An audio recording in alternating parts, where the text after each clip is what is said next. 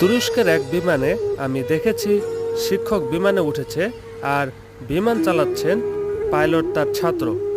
সেই পাইলট যখন তার ককপিট থেকে তার শিক্ষককে দেখে, সেই পাইলট সেখান থেকে তার ওয়্যারলেসের মাধ্যমে সবাইকে জানিয়েছেন যে আজকের এই বিমানে আমার শিক্ষক উঠেছেন আর আমি তার ছাত্র বিমান চালাচ্ছি।